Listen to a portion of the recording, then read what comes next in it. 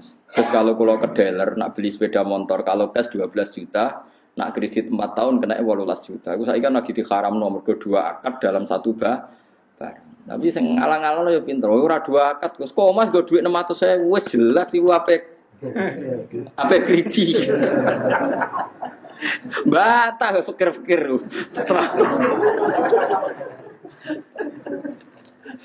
Oh dua akad piye sekaruan go dhuwit mok 600.000. Pemene go dhuwit dipandu baliho. Uang 600.000 pulang bawa sepeda motor. Mesti milih mok sitok. Eleng-eleng melane nabine wong akeh. Riba yo dosa tenan. Fa illam tafalu fa adzanu bi harbin minallahi wa rasuli. Tapi wong kok ora nambah iki ora di akal tenan, medhit kok nganti ngono. Pemene kena situ akeh bolak-balik wis ora cocok. Lho nggih, misale kula utang Mustofa 2 juta, ayo ngono. Kula diutang Mustofa 2 juta, omah kula Rembang. Gara-gara kula ora nyaur-nyaur Mustofa iku nagih teng Rembang, ngumbale piro to. Misale tiap nagih ku entekno dhuwit 200.000. Lah nek nagih ping pindho 400.000. Karena misale SMS-an entek piro, misale nelpon entek piro. Urung mangkele. Bareng ngono kula nyaure pas 1 juta padahal nagih bolak-balik. Lah misale sampean ngomong salah nagih wae ya repot apa begitu. Sing ngongkon sapa ya. Ya mesti salah ra nyaur ya ora ono bare nek ngono. Mulane agama ora oleh ngono. Pokoke ila antakuna tijarotan antar mulane urip saling rido, nek utang sing pantes wae nyaur ya nyaur dadi gak bulet. Kok karu-karuan gitu. Ruwet agama nek stok napa wis stok jual beli ku ruwet. Nah ciri sing diceritakno Kanjeng Nabi itu kan tepaan kaya Nabi Sulaiman, Nabi Dawud itu tepaan. Nah tepaan itu saged riyen kaya kasus sing diceritakno Nabi napa niku. Wa Dawud wa Sulaiman idh yahkumani fil harsi idh nafashat fi ghanamul qaum wa kunna li hukmihim syahidin fa fahamnaha Sulaiman wa kullan ataina hukma wa. Jadi ana wong di wedhus iku ndlalah wedhus wedok. Mengko wedhus lanang yo bingung Nabi Sulaiman. Untung wedhuse wedhus wedok. Jadi Sulaiman ra bingung barokahe kondisine wedhus iku. Wedhuse wedok susune lagi pasake. Mangan tandurane wong. Ya ora roh sing dipangan senile wedhus apa ora walhasil takok Nabi Dawud diputusno wedhus iku disita. Bareng takon Nabi Sulaiman ora ngene ae. Tanduran kon dandani sing di wedhus, terus wedhuse kon manfaatno sing duwe tanduran. Jadi akhirnya sing di tanduran iso ngepoh susune wedhus, iso ngombang-ngombe susu. Sing di wedhus balekno malih tanduran nganti seperti semula. Disebut fahamna napa Sulaiman. Tapi masalahnya kan lah iku nak wedhuse wedok kena dicoba susu. Mulane Sulaiman untung kok wedhuse wedok. Tapi nak wedhuse cempe cuwili buli. Ora susune bingung kan. Jadi hukum itu gampang diputusno nek ana tepakane. Misale ra tepak ya bingung tenan. Untung wedhuse napa? Gitu. Jadi sekunane kuno iku anggere sengketa iku wis bulat. Ya anggere sengketa iku wis napa? Nyatane kon balekno sak plus hasil. Katanya dihitung ana servis untuk nopo susu. Kok ora diarani riba. Balik maneh kok ora diarani nopo? Riba. Mulane hati-hati kowe aja khusuk nemen-nemen nganti dadekno medhit. Kowe anti riba tapi dadine medhit. Mulane urip kudu kromo adinu aklun waladina liman la akla. Iso dinalar. Misale kula diutang Mustofa 1 juta, Mustofa wis sering nagih ngentekno telepon. Misale kula nambahi 200.000 asal tidak dalam akad dan Mustofa tidak menganggap itu haknya, itu jenenge bisyarah. Saya ulang lagi, asal tidak ada dalam akad dan Mustofa menganggap itu tidak haknya, itu tidak dianggap riba. Tapi kalau Mustofa disebut dalam akad dan dia merasa itu haknya, itu berarti riba karena masuk akad. Ya, tapi saya ini masalahnya ada orang sudah ma'ruf bisnisnya seperti itu, orang ngomong tapi jelas lah, itu ya riba perkaranya wes jelas paham ya, wes napa? Jelas, misalnya orang tertentu terkenal ngutangi gampang tapi balekno luweh. Tapi masyhur, itu tetap riba karena ma'ruf sudah dikenal. Bahkan sudah jadi bisnisnya, sudah jadi apa? Bisnisnya. Mulane ya angel zaman sing aran Fathul Muin wis ngadepi riba wis bingung. Ya perkara ini riba iku kuno. Sekunane kuno wong diutangi lawaran rapati oleh. Kecuali mau duit jajan, duit gede wis ra. Jadi paham ya, pokoknya sementing kita udah keyakinan riba itu haram. Tapi kayak rasa nyontokno contohnya ini, kadang contohmu gak pas. Ya contohmu kadang buat apa? Pas piye Nabi nate utang pedet di sahur. Itu tapi kabeh ulama darani ngono iku riba, ya ora oleh terjadi ketika diakatkan. Saya ulang lagi, enggak boleh terjadi ketika diakatkan. Paham ya? Mun iki bakas Quran ngene iku apa? Dadi ciri khas Nabi Syuaib niku bakas wong ora oleh ngurangi napa timbangan. Tengene umat Nabi gini wa islayan wa idza kaluhum aw wazaluhum yukhsir. Sani bahas Quran wa inna iki mun terakhir surat Syuara. Quran niku wa innahu la tanzilu rabbil alamin nazala fihi ruhul amin ala qalbika litakuna minal mundirin bilisanin arabiyyin mubin. Wa innahu la fi zuburil awwalin. Niki kula yang penting kula terangno niki. Dan isi Quran itu sudah ada di kitab-kitab dahulu. Jadi tema-tema yang mau diangkat Quran itu sudah ada di kitab-kitab dahulu. Atus kula ngaji sore wau nggih. Mboten enten nabi kecuali ada dasar nabi sebelumnya. Nabi sebelumnya ada dasar nabi apa? Sebelumnya sampai Nabi Adam. Ini penting kalau terangkan. Karena sesuatu itu kalau naik itu pasti butuh pijakan. Jadi Nabi riyen gambarno ibarat saya dan para nabi ini rungono ini teks asli hadis sahih. Masali wa masalul anbiya qabli. Perumpamaan saya sebagai nabi kayak dibanding nabi-nabi dulu kayak ada orang bangun sebuah rumah. Fa'akmalaha. Kemudian rumah ini disempurnakan sama desainernya, sama yang bangun. Setelah sempurna semua, illa maudi ala binadlala masih kurang satu apa? Bata. Kata orang-orang yang melihat rumah ini akan sempurna andaikan satu bata ini yang kurang diselesaikan. Fa'ana tilkal labinah, kata Nabi, ya saya yang jadi bata nopo terakhir itu sebagai penyempurna rumah itu atau sebagai penyempurna para nopo nabi. Jadi artinya kalau ada, pasti ada urutannya. Nabi yang sekarang ditopang nabi sebelumnya ditopang nabi sebelumnya sampai Nabi nopo ada. Terus Nabi Muhammad sudah memaklumatkan diri bahwa enggak akan ada nabi setelah Nabi Muhammad sallallahu alaihi wasallam. Ini penting kalau aturaken.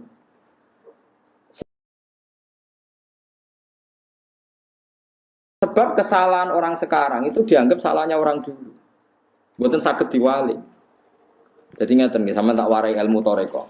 Ya niki kula nate nerangno teng kajian teng budi-budi kula nerangno masalah silsilah. Nabi Muhammad itu ya ana aneh. Ya, logika agama itu aneh. Nah, sampean gak mikir wae. Fa kaifa idza ji'na min kulli ummatin bisyahidi wa ji'na bika ala haula'i napa syaitan. Jadi nanti Nabi Nuh itu ditanya, "Nuh, kamu itu sudah melakukan tugas kamu sebagai nabi belum?" Ampun Gusti, seksim sapa? Muhammad. Nabi Ibrahim ditanya, "Kowe nglakoni dadi nabi enggak?" Seksim sapa? Muhammad. Kan aneh cara teori akal. Nabi Muhammad yang datang kemudian yang enggak menangi periode ini Nabi Nuh, Nabi Ibrahim, tapi nanti yang jadi apa? Saksi. Logikanya kan jadi saksi itu yang menangi atau yang menyaksikan. Nabi Muhammad itu tidak menyaksikan. Karena logika agama itu logika mata rantai. Rumahnya logika apa? Mata rantai. Mata rantai itu gini. Misalnya catokan pertama itu kuat. Terus ada rantai satu butiran apa jenenge? Untean itu apa? Bolongan itu apa? Gelangnya cincin ya cincin. Setiap rantai itu kan berarti satu cincin. Terus dijadikan apa? Rantai. Nggih, silsilah jadi dalam bahasa Arab napa? Silsilah mata rantai. Kalau lingkaran cincin ini cek nyatok, berarti atasnya bisa dicatoki. Yang kedua iso nyatok yang pertama, yang ketiga nyatok yang kedua. Nganti nyatok berarti yang kedua iso dicatoki. Sekarang ada rantai panjang ditarik dari bawah, kok enggak rontok? Enggak rontok semua, berarti yang atas bener. Kalau rantai yang terakhir meskipun bagus, enggak bocor, enggak gerek, kok protol, berarti sing salah rantai dhuwure. Paham maksudnya? Saiki ana rantai protol, iku sing salah dhuwure ta sore. Dhuwure. Jadi nak Nabi Muhammad tetap jadi nabi, nabi sedurunge iku nabi bener. Nabi bener. Iki jek iso nyatok berarti catokane masih apapun kokohnya rantai terakhir, kalau rantai dhuwure kropos kan tetap teter, rohin teter taplok. Nah itu silsilah. Makanya agama ini butuh kita. Maksudnya seperti ini. Imam Ghazali nganti alim ngono, mergo Imam Haromen ku alim. Imam Haromen nganti ngalim ngono, Imam Kufal ku alim terus sampai Kanjeng Nabi. Misalnya contoh gampang Imam Syafi'i. Imam Syafi'i alim ngono mergo Imam Malik alim. Imam Malik di guru jenenge Imam Syihabuddin Az-Zuhri. Sapa sing ora alim Imam Zuhri? Wah alim tenan. Imam Zuhri di guru Imam Nafi', yo alim tenan. Imam Nafi' di guru sahabat jenenge Abdullah bin Umar. Abdullah bin Umar sekarang di guru Kanjeng Nabi. Nah saiki misalnya Imam Syafi'i di fatwa salah. Ya mergo gurune salah. Bukan gurune dibeli gurune salah. Gurune salah. Artinya angger ilmu keteter kabeh. Mulane misale sakniki kula kok gak ngalim misale, kula ora ngalim terus keliru. Kula teter. Sok ben gurine luwih teter. Mergo dicathoki raket nek coplok. Lah mulane angger wong guri bener berarti dhuwure bener. Jadi misale sakniki ngeten. Nyuwun sewu, misale sakniki ngeten. Sampai nak muni syahadat kan asyhadu alla ilaha illallah wa asyhadu anna muhammadar Rasulullah. Wes madhep kok kono wae nggih, ora usah ono terusane, paham nggih. Kudu mandek aja kok wong Jombang, kok kono tok terus mandek wis. Wa asyhadu anna muhammadar Rasulullah. Syahadat iki kok nganti bener, perkarane dhuwure bener. Mergo gak mungkin nak dhuwure salah kowe bener. Kok balene gak mungkin nak dhuwure salah kowe bener mergo dhuwure bener. Dadi kok angger ngetes kiai ning gone bab ilmu sanad gampang. Angger Mustofa takoki, "Mus, ki maca syahadat." Bener berarti gurumu bener nganti tok kanjeng Nabi bener. Tapi sekali dimulai dari yang salah, misalnya Mustofa kok maca syahadat wa anna jari habibullah misalnya atau basa Arab misalnya. Ah engko guri-gurine syahadatnya telu. Engko berarti protole mulai iki. Lah engko ketara mulai ra bener iki tersangkane iki mergo marahi napa? Mari napa ora bener protol iki. Nah, mulane sekarang saya sampe tak bedheki. Rantai sing kuat, ukuran kuat kan ditarik kok ngisor. Nggo ditarik kok ngisor kok gak protol berarti sampai dhuwur kuat. Nah, mulane sing dadi saksi benere Nabi ku Nabi sing paling terakhir. Paham kira maksud. Mergo rantai ditarik kok ngisor kok ora protol, berarti ngisor sampai dhuwur kuat. Berarti nek nganti ngisor kuat berarti sok mendhuwur kuat. Ora iso diwalik. Misalnya ditarik rantai kedua, ditarik ora protol. Kan ra jaminan ngisor gak protol, tapi nek ngisor ditarik gak protol berarti dhuwure.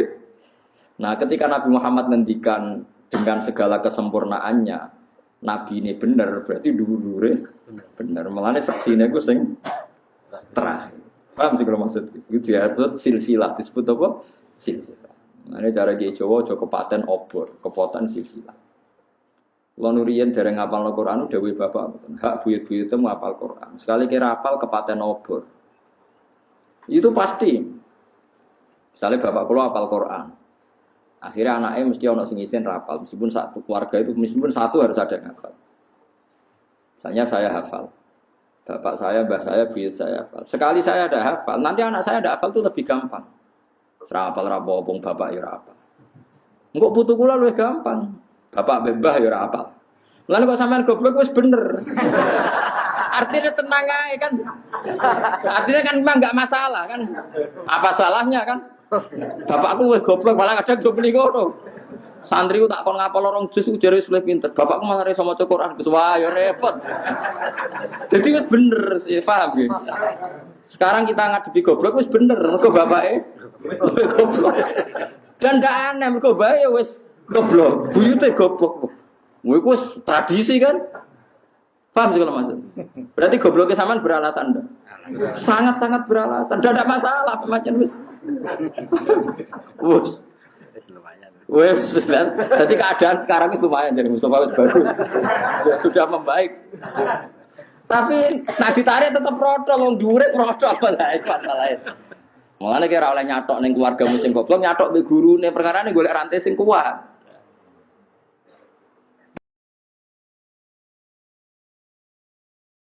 Tapi aku mau mbok cacoki misalnya. Jadi mulane agama iku butuh silsilah. Ukuran silsilah ku sing ngisor. Mulane bukti nek Indonesia ku alim-alim, nanti saiki sing wong Indonesia alim ya alim tenan. Nggih, wong Indonesia ku alim-alim lho.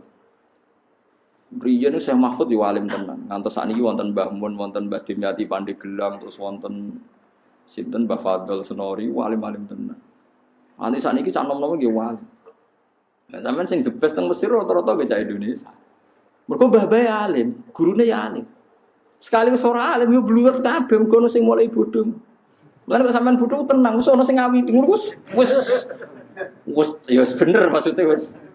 Dia jenenge silsilah, napa mata napa rantai. Mulane kaya kula kok sekali coplok, bahaya teng anak kula. Anak kula coplok luwih bahaya. Mulane corong Jawa aja kepaten obor-obor sekali mati ku silsilahnya nanti napa panjang. Nah, saiki Nabi Muhammad sallallahu alaihi wasallam ku nabi sing bener. Berarti dhuwure ya bener, dhuwure ya bener. Mulane nabi dadi ukuran apa? Terakhir. Iku mau ana boto kok iso nempel kuat, berarti ngisore kuat. Ngisore iso nempel kuat berarti kuat.